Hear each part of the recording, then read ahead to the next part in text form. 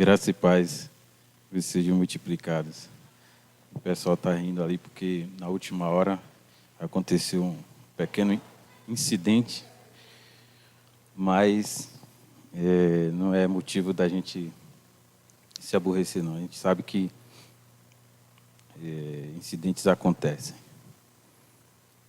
Então, vamos ficar de pé, vamos orar, agradecendo a Deus porque Ele nos deu mais uma semana, nos deu a oportunidade de estarmos aqui na casa do Senhor, louvando e agradecendo o nome dEle, e nos deu a oportunidade de sermos cristãos e podermos dividir a palavra de Deus entre nós. E é uma coisa que, por mais que a gente divida, nunca diminui, sempre aumenta, né? Então, vamos glorificar o nome de Deus por isso. Nosso Deus e Pai, nós te somos profundamente agradecidos, ó Pai, porque temos a oportunidade de estar em comunhão uns com os outros, temos a oportunidade de dividir a Tua palavra, e o Senhor tem sido generoso, vindo até nós, se revelando a nós, quando seria impossível de outra forma nós encontrarmos o Senhor. Te agradecemos pela bênção de termos a Jesus como nosso Salvador, e te pedimos, Senhor, dia após dia, que nos ajuda, nos auxilia a compartilhar esta bênção e contaminar outros, trazer outros também a poderem compartilhar dessa maravilhosa bênção que é ser salvo pelo sangue do Teu Filho amado Jesus. Agradeço por esta igreja, agradeço pela vida de cada irmão, Senhor, pela saúde, pela paz, pela disposição, pela proteção, por tudo de bom que o Senhor tem dado a cada um de nós. Continua conosco, fala o que o Senhor quer falar, e nos dá, Senhor, as palavras que o Senhor quer revelar para os nossos corações nessa noite. Pedimos em nome de Jesus. Podem sentar.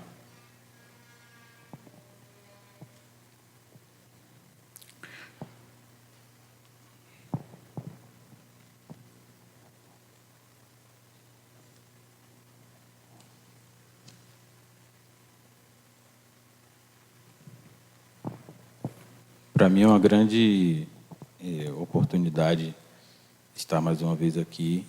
É sempre um momento um pouco tenso, porque os irmãos sabem, muitos aqui me viram crescer, então toda vez que eu venho aqui para fazer alguma reflexão sobre a palavra de Deus, é sempre um motivo de alegria por um lado, e por um outro lado também um motivo de muita reflexão e muita contrição de coração, porque eu nunca me sinto suficientemente pronto para dizer o que quer que seja a vocês que me viram crescer, como eu falei, né? Quando a gente chegou aqui era bem criancinha, e eu olho assim para os cabelos brancos, por exemplo, de Eliseu, e fico assim pensando, mas Eliseu tem muito mais experiência do que eu. Mas o que faz a gente seguir adiante é saber que a palavra é de Deus, e o que quer que eu diga aqui, o Espírito Santo vai traduzir da melhor maneira, da maneira mais própria, para falar ao coração de cada um de vocês o que Ele realmente quer falar, não importa quem esteja aqui, se eu ou se outra pessoa. E pensando nisso, nós vamos fazer uma breve reflexão nessa noite, no que nos diz o texto de João, do Evangelho de João, capítulo 1, versículos de 1 a 14, especialmente o versículo 12. Eu vou ler.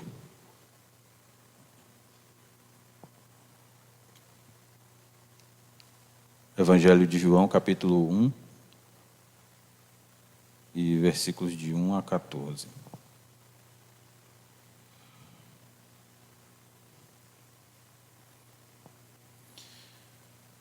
No princípio era aquele que é a palavra, ou verbo, né, como é a tradução mais tradicional.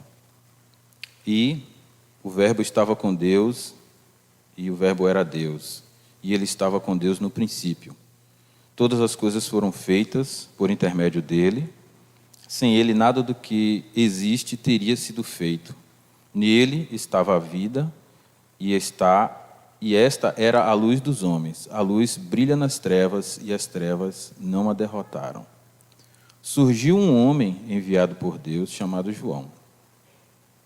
Ele veio com testemunha, como testemunha, para testificar acerca da luz, a fim de que, por meio dele, todos os homens crescem.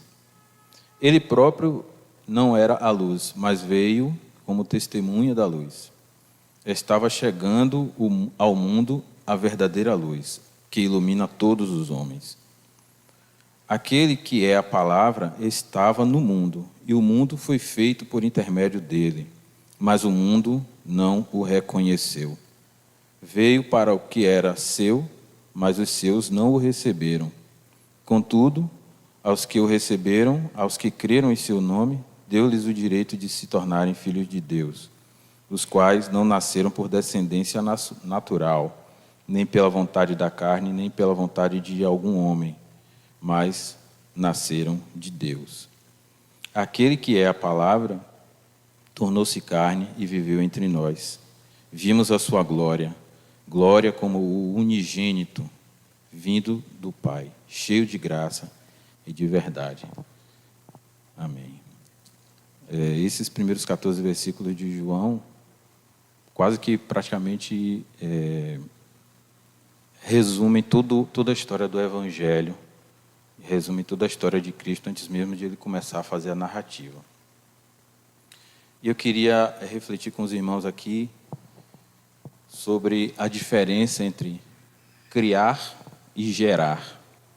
O que é criar e o que é gerar. Vamos pensar um pouco sobre isso durante a nossa reflexão.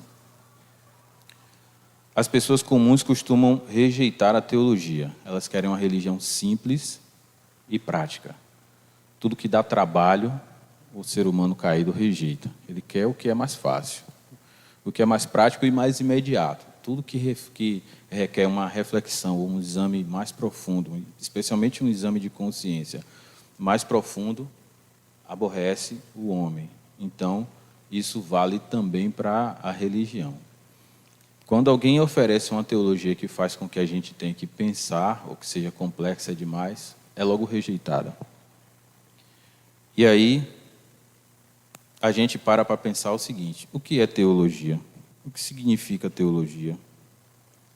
Teologia, segundo os estudiosos aí do seminário, significa a ciência de Deus, né? É o conjunto de conhecimentos que busca nos dar a imagem clara de quem é Deus, e isso acredito que todos nós queremos. É o que todo homem quer. Por que então a rejeição à teologia?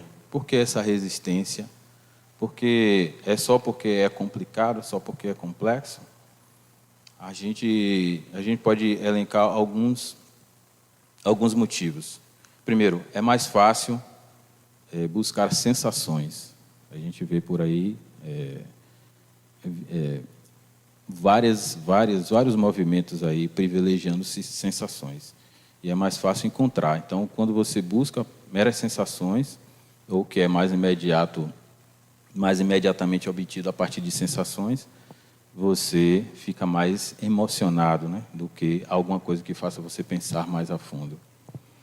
Segundo, porque o cristianismo é verdade. O cristianismo de verdade, ele é complexo, e ele lida com a realidade complexa como ela é. Então, muitas vezes o que a gente acaba buscando é uma ilusão, porque a realidade às vezes parece dura demais, parece muito complexa, muito difícil, e a gente acaba se apegando a gente cria um espantalho da realidade que seja mais fácil para a gente poder entender ou dominar, e a gente acaba evitando lidar com a verdade, com o cristianismo de verdade, porque a realidade é difícil e o cristianismo é complicado. Se a gente for ler a Bíblia mesmo, como eu costumo falar, se a gente for fazer um exame de consciência profundo, a gente vai ver que não é fácil entender tudo que está aqui na Bíblia. Pode parecer um pouco menos complicado depois que você já tem anos de história de relacionamento com a igreja. Mas uma pessoa que vem de fora e tem um primeiro contato com o texto bíblico, ele fica chocado com a quantidade de coisas que são aparentes contradições, aparentes paradoxos e até, muitas vezes, histórias incompletas, que faltam pedaços. E, realmente, em primeira instância, assim, não parece uma coisa muito palatável, muito boa para se experimentar. Então, muita gente acaba rejeitando. Bom, buscar uma religião baseada em ilusão, fora da realidade, uma religião inventada, pode ser mais fácil, mas não leva a gente a lugar nenhum. Então, se a gente rejeitar uma religião que lida de fato com a realidade complexa como ela é, e escolher um caminho mais fácil, que atenua os problemas e que te dá uma fórmula mais simples para seguir, sem muitas reflexões, sem muita profundidade, pode ser importante ou interessante em princípio, mas não vai levar você a lugar algum. E aí a gente vê, eu por exemplo, tenho alguns amigos que já me disseram muitas vezes coisas do tipo: eu sei que há um Deus, eu concordo com você que há um Deus, mas eu não preciso de religião para me achegar a Ele. Eu sinto a sua presença nas forças da natureza, na beleza que eu encontro aí no universo, na terra e fora da terra. No simples desabrochar de uma flor eu vejo que existe Deus. E eu não preciso de religião para me relacionar com esse Criador. Mas isso, na verdade, é um engano. Eles me dizem que a tentativa de religiões de sistematizar Deus são pedantes e irreais, são arrogantes, no final das contas. Porque mesmo o próprio cristianismo diz que Deus em si praticamente inatingível. Se Ele mesmo não quiser nos atingir, nós não vamos conseguir atingi-lo. Então, como eu vou criar um sistema de crenças para conter esse Deus que é todo-poderoso? Então, isso para essas pessoas parece bobagem. Eles podem estar até certos em parte. E, de fato, quem quer que tenha tido uma experiência de verdade, por exemplo, vou dar um exemplo da natureza, com o mar, quem quer que tenha sentado na praia e observado o mar, ou mesmo navegado e visto suas belezas, vai considerar irreal ou simplório olhar, por exemplo, para um mapa. E é interessante essa imagem do mapa para nós, para o que a gente vai dizer aqui, porque quem realmente já navegou alguma vez na vida, nem que seja a travessia Salvador-Mar Grande, sabe da grandiosidade do mar e sabe de como é bonito observar a natureza e ver o poder que ela tem, o poder que ela ostenta. E quando você compara o mar de verdade, se você já conheceu, com um mapa, por exemplo, da da região aqui do Recôncavo Baiano, você vai ficar, no mínimo, pensando: isso é uma simplificação muito grande do que é realmente o mar. Então, eu já percorri boa parte daquelas ilhas ali, passeando, aquelas ilhas ali da Baía de Todos os Santos, e quando a gente olha no mapa, tudo pequenininho, representado ali, a gente vê que é um símbolo muito reducionista, né? Vamos dizer assim. O mar, em toda a sua magnitude e complexidade, jamais poderia ser reduzido a um pedaço de papel colorido. Isso é mais pura verdade. Mas aí que está a questão. O mapa se baseia no que milhares de pessoas descobriram sobre o mar. E, neste sentido, o mapa tem por trás de si milhares de experiências reais de pessoas com o mar. Então, o mapa sintetiza o conjunto de conhecimentos que a humanidade levantou sobre lidar com o mar ao longo de anos e anos. Então, ele pode parecer um símbolo simples, escrito no papel, mas ele acumula em si mesmo a experiência de navegadores que deram até suas vidas para descobrir coisas que estão além mar e que aí trouxeram aquela informação ali no papel, e isso ficou para nós como legado.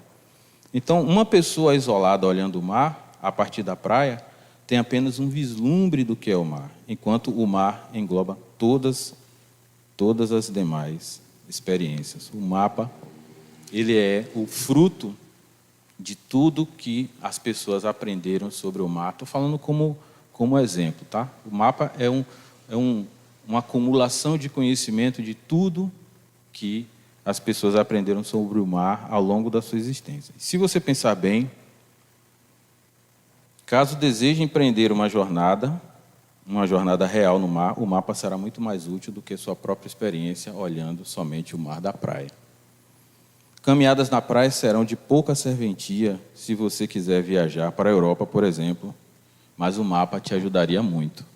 Então é aí que eu quero chegar. A gente pode achar que aquela sensação que a gente tem ao olhar para o mar e ver a sua grandeza é muito útil, e ela é realmente. Ela nos deslumbra e nos faz ver a grandeza do mar, mas ela é pouco útil se você quiser realmente enfrentar o mar de verdade, para atravessá-lo e chegar em algum outro lado, em algum objetivo. Então, a teologia, irmãos, é como um mapa. Essa que é a beleza. A teologia é como um mapa. Ela se comporta exatamente, como eu falei, com essa acumulação de experiências dos salvos ao longo da história e chega para nós como um instrumento para nos guiar nessa nossa jornada no mar, né, no mar da vida. Se compararmos o estudo das doutrinas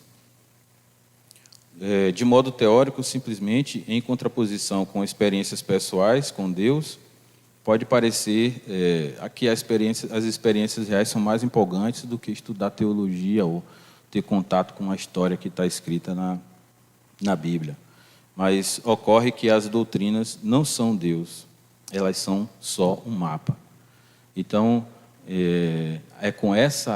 vamos dizer assim, é com essa atitude que a gente deve encarar o estudo da Bíblia, o conhecimento do Evangelho, como um mapa, uma bússola que vai nos dar o direcionamento para lidarmos com o mar de aventuras que a vida nos reserva. Um mapa baseado na experiência de milhares de pessoas, de centenas, talvez milhares de pessoas que tiveram também o seu contato com Deus. Então, a teologia, ela vem para nós como um legado importante para nos direcionar.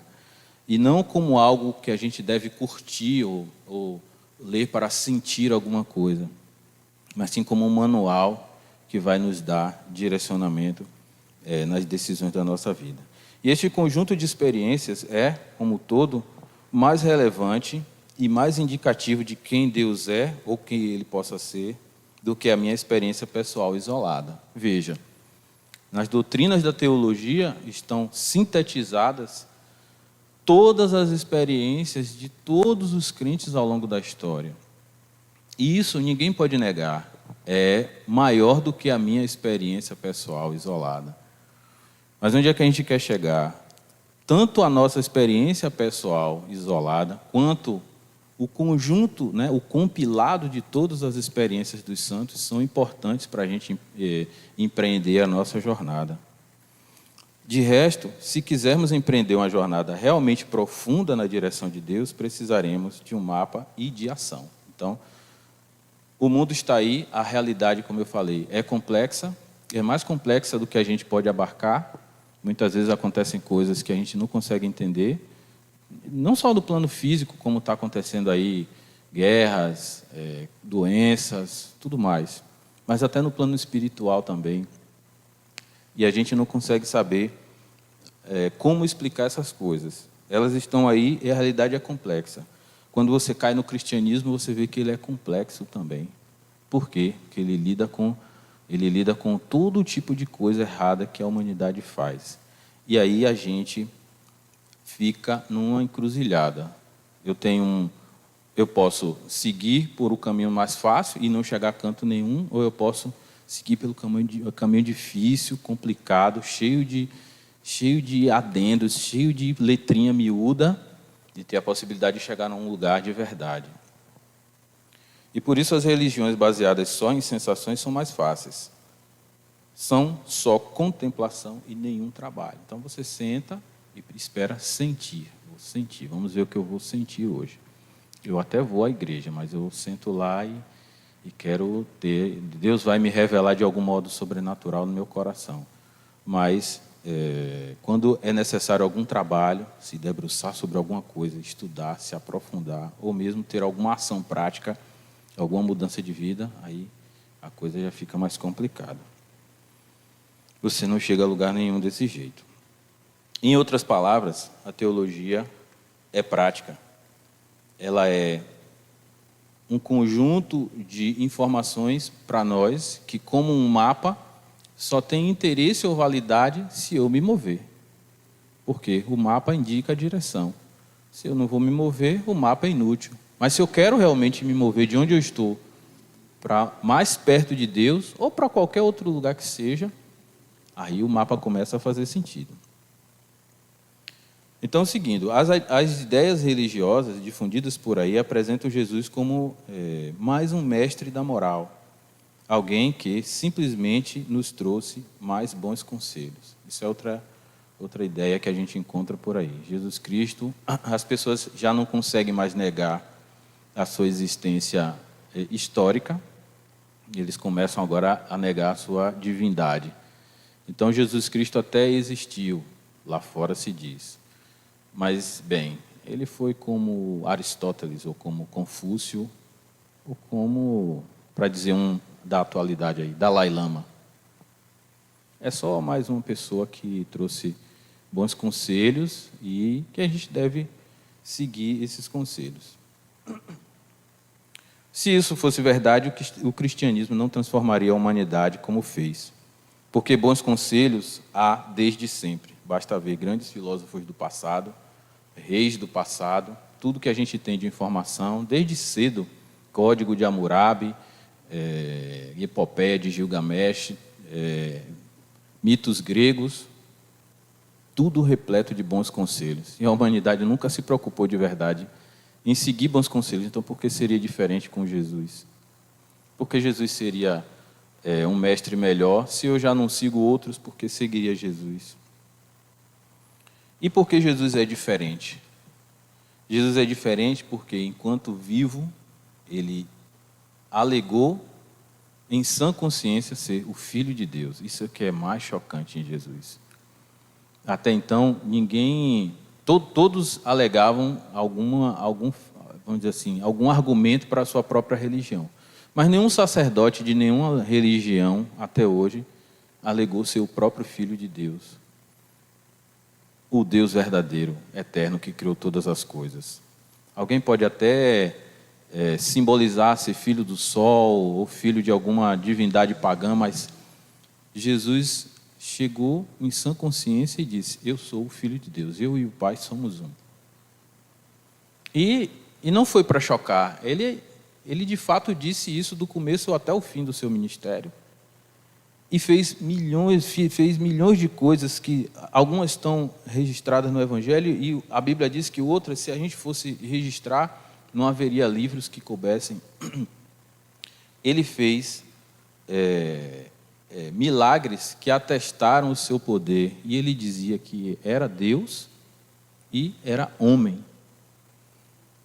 E mais, além de se dizer filho de Deus, ele dizia que podia nos salvar e podia nos transformar também em outros filhos de Deus, através do seu sacrifício, da sua morte e ressurreição. Tudo isso ele falou enquanto vivia. Alguém pode alegar, não, Jesus era um lunático, né? Como já houve argumentos por aí. Jesus era um lunático, mas tirando essa parte de alegar que era filho de Deus, todo o resto da vida de Jesus era perfeitamente sadio.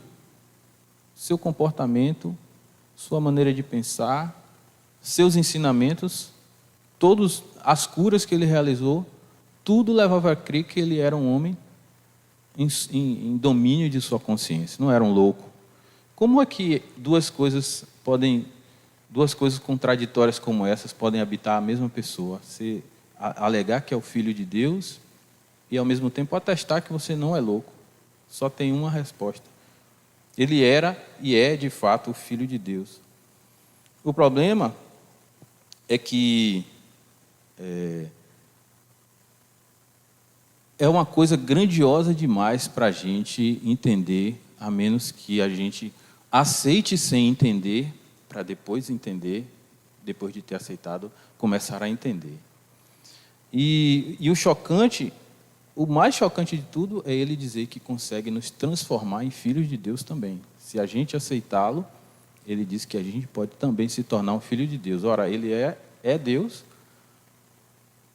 se identificou como filho de Deus, disse que através do seu sacrifício, morte e ressurreição, e ele pode nos transformar em filho de Deus, e a gente é mero humano, limitado, e até então se acreditava que nós éramos como qualquer outra feitura da natureza. Então, o cristianismo lida com essa coisa louca, né? Por isso que Paulo fala aqui que o evangelho é loucura para os que estão de fora, mas para nós é o poder de Deus. E será que já não somos filhos de Deus? Alguém que está aqui que talvez não entenda bem pode perguntar, mas veja, eu acho que todos são filhos de Deus. É um direito eu pensar assim. Por quê? E até faz algum sentido, porque veja, se Deus nos criou, Ele é mais ou menos como um pai, porque Ele nos criou, Ele nos ama, é fato que Ele nos ama, Ele nos sustenta. Então, de certa forma, nós somos filhos de Deus, né? Por direito de criação, vamos dizer assim, né? Por Ele ter nos criado, nós somos como seus filhos. Mas este não é o sentido que a palavra de Deus se refere quando diz que nós podemos nos tornar filhos de Deus, verdadeiros filhos de Deus, quando aceitamos a Jesus. Aí que vem a diferença entre criar e gerar, né, que eu falei no começo. Nós nos tornamos filhos de Deus, tornarmos-nos filhos de Deus nos leva ao centro da teologia, que eu mencionei no começo. Esse fato de que Jesus veio em carne, morreu e ressuscitou, e que nos convida a aceitá-lo como Salvador. E esse simples fato de aceitarmos a Jesus como Salvador, nos tornar filhos de Deus automaticamente, é o centro dessa teologia que eu falei agora, que a gente acha que é muito complexa e muito complicada, e que a gente quer uma coisa mais fácil. Se a gente seguir por essa teologia, quando os cristãos dizem crer que Jesus é o Filho de Deus gerado, temos que refletir bastante para entender isso daí. Porque esse é o coração do Evangelho. Essa foi a missão de Jesus. E ela não foi perfeitamente entendida, acredito que não será perfeitamente entendida por nós, mas deve ser aceitada, por mais que a gente estude. E no começo ela era menos entendida ainda, por mais que as pessoas estavam lá. Então foi por isso que Jesus acabou sendo rejeitado e morto e crucificado. É claro que tudo isso era já o plano de Deus para a salvação. Mas eu quero me concentrar no seguinte: se eu sou uma criatura e Jesus nasceu aqui como um homem, também alguém poderia dizer que Jesus foi criado por Deus e que, portanto, não teria esse poder de nos salvar, porque ele é limitado como criatura. Mas aí nós vamos entender uma diferença entre criar e gerar. A diferença é o seguinte: um animal gera um animal, um homem gera um homem, e Deus gera Deus. É o centro do que diferencia Jesus de outras coisas que tem por aí no mercado, no mercado de religiões. Por exemplo, se você tem um cachorro, e o cachorro da cria, ele gerou cachorrinhos. Até se você tem plantas, e as plantas dão sementes, você planta, elas geram outras plantas iguais a ela mesma. E um homem e a mulher, quando concebem, também geram outros seres humanos iguais a ele em estrutura, né? Iguaizinhos. Muitas vezes são tão iguais que acontece como aconteceu comigo e Eliabe, de a gente ser muitas vezes confundido em algum lugar, mas o fato é que um homem é capaz de gerar um homem, um animal é capaz de gerar um animal. Uma planta gera outra planta. Mas o que um homem cria não é homem. O que um homem cria é só a coisa que ele criou. Eventualmente, o que algum animal cria, por aí também, às vezes alguns animais bem engenhosos que criam coisas, são só feituras. E o que Deus cria também não é Deus. É por isso que a Bíblia diz que nós somos criaturas de Deus. Nós somos criados por Deus e, quando somos criados, somos só criaturas de Deus. Do mesmo jeito que um homem, por exemplo, um escultor, para dizer um exemplo mais útil aqui para a explicação, um escultor pode fazer uma escultura de uma pessoa. E ele pode fazer uma escultura assim muitíssimo bem feita, com todos os detalhes, mas será sempre uma estátua. O fato de ele empregar toda a sua técnica, todo o seu ser naquilo ali, não vai fazer daquilo ali um outro ser humano. Então, essa é basicamente a diferença entre o que a gente cria e o que a gente gera. E perceba que para criar coisas eu utilizo o meu intelecto, mas para gerar eu utilizo o meu ser inteiro e gero um outro igual a mim. Então, o que Deus cria não é Deus. Do mesmo modo que o homem cria, não é homem. O que o homem cria não é homem. É por isso que esses homens não são filhos de Deus no sentido em que Cristo é. Cristo foi gerado por Deus e não criado por Deus. Cristo é Deus, como Deus é Deus. E essa trindade é o maior mistério da cristandade. E para muitos até hoje não dá para entender. Aliás, eu acho que se a gente tentar entender, a gente vai ficar louco. Mas é verdade. Cristo é Deus, é gerado por Deus e é Deus tanto quanto Deus é. Do mesmo jeito que um filho que eu gere é um ser humano, do mesmo jeito que eu sou. Jesus não foi uma criatura de Deus, mas sim é Deus gerado por Deus. E tudo que Deus gera é Deus também. E nesse sentido nós somos naturalmente somente criaturas. Só Jesus Cristo é que é Filho de Deus, que é gerado por Deus. Uma estátua tem a forma de um homem, mas não é um homem, por mais perfeita que ela seja. Do mesmo modo, somos como estátuas de Deus. Olha só que interessante, a Bíblia usa a expressão imagem. Essa expressão imagem é a palavra que quer dizer exatamente estátua. Nós somos a estátua de Deus. E do mesmo jeito que um homem cria uma estátua e a estátua não é um homem, Deus, quando nos criou como homens. E nós não somos deuses, não somos filhos de Deus à imagem de Jesus Cristo. Toda a criação reflete a semelhança de Deus, e de certa forma. Por exemplo, o universo. Cada feitura de Deus reflete uma dimensão da grandeza de Deus. Então, o universo reflete a sua grandeza, a sua infinitude. As plantas, com sua fertilidade, refletem a vida de Deus.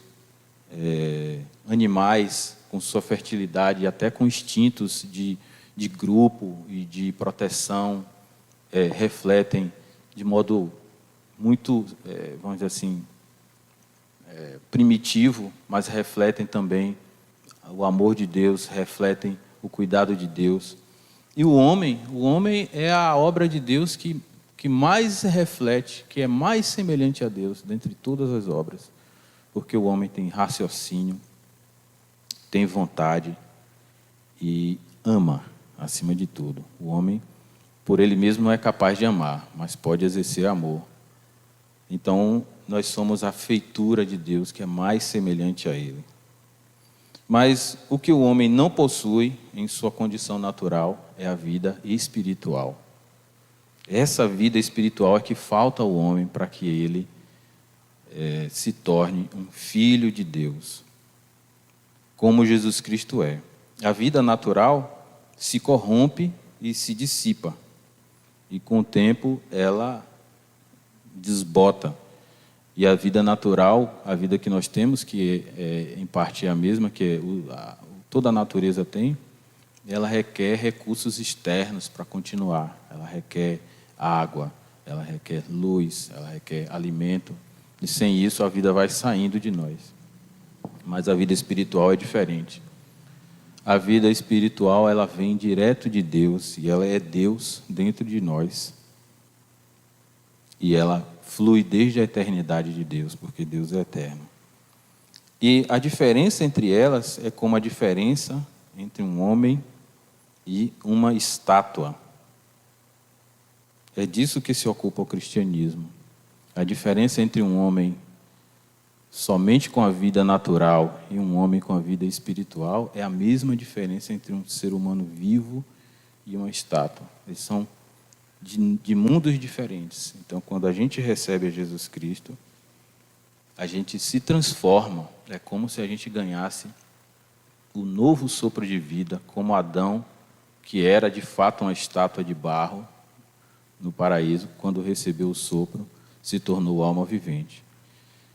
E é disso que se ocupa o cristianismo, é disso que se ocupa esta igreja, é disso que se ocupa o cristão desde sempre, desde que Jesus foi assunto aos céus e nos deixou a nossa missão.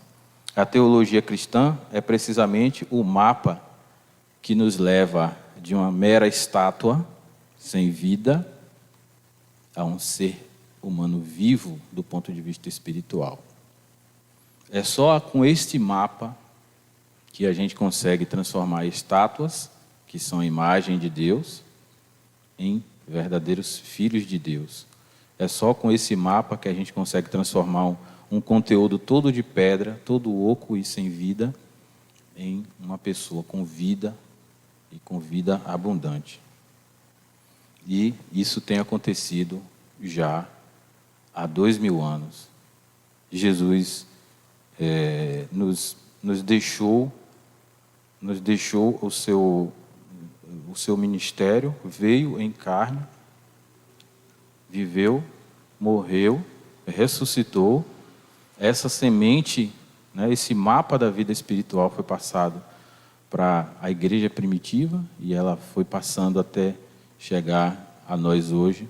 Nós hoje somos gratos a Deus. Por quê? Porque temos esse mapa. Então eu encerro fazendo aos irmãos o seguinte apelo: utilizem o mapa não de modo teórico, somente analisando, e nem ignorem o mapa e queiram somente experiências práticas e sentimentais no dia a dia. As duas coisas são absolutamente necessárias quando você quer empreender uma jornada profunda em direção a Deus. Há coisas intrigantes sobre Deus que fazem com que a gente perceba a nossa finitude, nossa limitação, e com que a gente também, se tiver realmente honestidade, que a gente seja grato a Ele. A principal delas é o seguinte: se Deus não quisesse que nós o conhecêssemos, nós jamais teríamos acesso. Por isso a gratidão do autor bíblico quando diz que tudo que somos, quer pensemos, quer façamos qualquer coisa, fazemos em Deus. E fora de Deus não haveria nada. Então, se Deus não quisesse que a gente tivesse notícia dele como Criador, a gente estava frito. Porque a gente jamais conseguiria chegar a perceber, a alcançar um vislumbre que seja da maravilha que é Deus.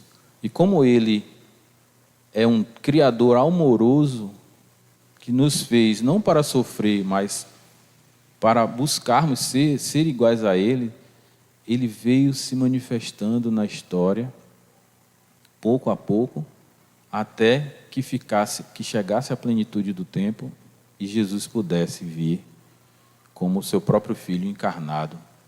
Porque é só através de Jesus que a gente tem assim, um retrato de Deus. Não poderíamos olhar diretamente para Deus, mas Jesus é como se fosse um retrato, um recorte de Deus, para que a gente tenha acesso nas nossas próprias categorias. Por isso que Jesus é 100% homem e 100% Deus, ele passou por todas as coisas que nós, como seres humanos, poderíamos passar e sofrer, para que ele pudesse comunicar conosco de igual para igual. A sua dimensão divina continuou, mas ele se reduziu, ele se limitou para que a gente tivesse acesso a Deus, porque de outra sorte a gente jamais conseguiria. Deus atua e existe em dimensões que a gente nem imagina, que a gente não alcança. E seria como eu falei, como uma estátua. Mais ou menos a gente buscar entender a Deus seria como uma estátua, de repente, buscar entender quem é o seu escultor.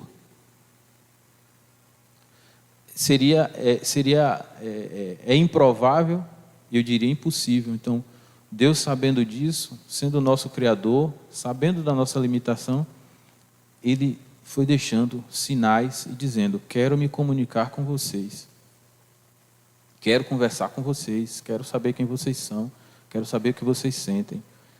A humanidade foi, aos poucos, entendendo, mas, mesmo assim, não era suficiente. E aí Deus mandou o seu Filho encarnado. Agora foi suficiente. Agora a gente entende qual seria o projeto final de Deus para nós, como Deus quer que nós sejamos, já que o nosso Criador é tão inatingível, mas pelo menos Ele nos mandou um modelo do que deveríamos ser. E Jesus chega para exatamente materializar esse mapa de chegarmos a Deus. Tem uma metáfora que é bem interessante para a gente entender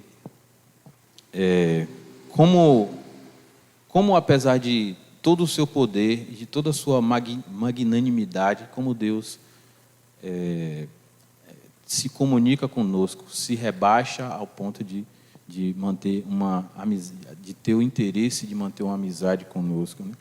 A metáfora é a seguinte: se você é um geólogo, então, e você estuda as pedras, não há muito que as pedras possam fazer para te ajudar, né, nesse conhecimento, nem te atrapalhar também. Então, as pedras estão lá e a atitude é unilateral da sua parte para conhecer aquela pedra.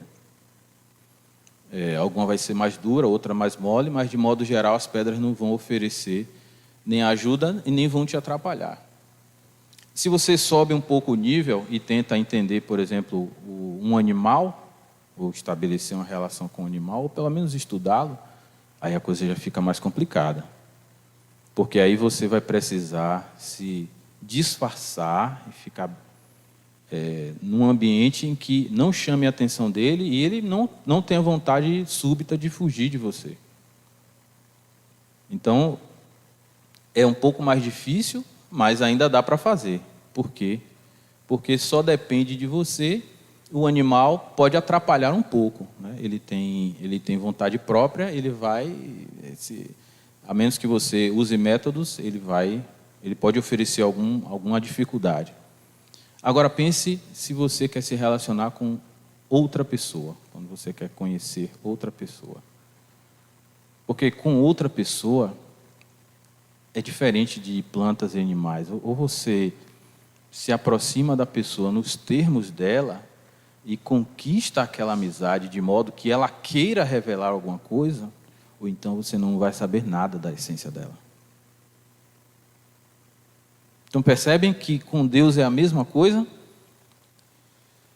Se a gente não abrir o nosso coração, Deus está o tempo todo tentando fazer uma relação conosco. Mas se a gente não abrir o nosso coração para que a amizade seja mútua, Ele nunca vai entrar. É por isso que a Bíblia diz que eu estou à porta e bato. Jesus não arromba o entendimento de ninguém para levar cativo. Ao contrário, Ele espera que a gente abra o nosso coração para que Ele se revele. E essa revelação é normalmente uma troca, como é uma amizade comum. Então eu preciso conhecer um fulano, eu ofereço algo e aí ele vai também soltando alguma coisa. E a gente vai fazendo esse crescimento da amizade. É isso que Deus quer conosco. É exatamente isso que Deus quer conosco. E o mapa para a realização dessa amizade é a vida de Jesus Cristo. Ele é a bússola que a gente deve seguir, a nossa orientação, para que a gente estreite esse relacionamento com Deus. E na medida em que você vai oferecendo e vai abrindo o seu coração, ele vai se revelando mais e você vai entendendo mais. Isso é um processo que vai durar a sua vida inteira. Não vai ter fim até o dia da sua morte. E aí Paulo diz, em parte conhecemos hoje e vamos continuar conhecendo em parte mesmo, como através de espelho, né?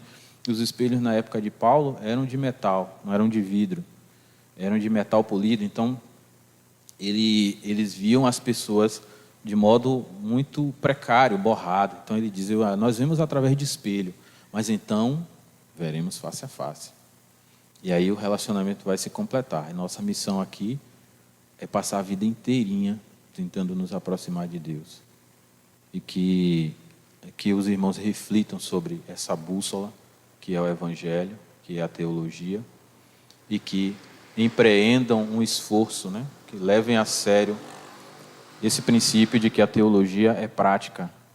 A teologia não é uma mera ciência para você ficar estudando, mas é um mapa, é algo que você usa para você empreender uma jornada de modo bem-sucedido. Que Deus aplique a sua palavra aos nossos corações. Vamos ficar de pé novamente e vamos orar. E que durante a semana reflitamos sobre o nosso papel como cristão e sobre essa nossa relação com Deus. Será que eu estou, de fato, buscando o caminho mais fácil, da mera sensação, do mero espectador? Ou será que eu estou empreendendo o esforço de ir em direção a Deus, mesmo sabendo que eu não posso alcançá-lo por mim mesmo? E será que eu estou, de fato, fazendo essa jornada com o mapa correto ou estou utilizando outras fontes? Que durante a semana a gente reflita sobre isso e o Senhor edifique o coração de cada um de nós. Oremos. Nosso Deus e Pai, nós te somos imensamente gratos porque o Senhor teve a iniciativa de se revelar a nós. Nós te somos imensamente gratos porque sabemos que de outra sorte nós nunca teríamos uma pista de quem é o nosso Criador, mas o Senhor enviou tantos sinais quanto enviou o seu próprio Filho para nos mostrar que o Senhor deseja ter um relacionamento com a sua criatura e transformá-las em filhos e filhas com vida espiritual em si. Nos ajuda cada dia mais a substituirmos o nosso coração de pedra por um coração de carne com vida espiritual infundida em nós, e que o teu nome seja glorificado em nossas vidas a cada dia. Te agradecemos por tudo, pela saúde, pelas provas, pela dificuldade, pelas bênçãos, também pelas as vicissitudes que às vezes sobrevêm, mas sabemos que todas as coisas cooperam juntamente para o bem daqueles que te amam, e nós te amamos, Senhor. Se conosco, nos protege cada dia mais, não porque merecemos, mas pedimos estas coisas em nome do teu Filho amado Jesus. Podeis assentar.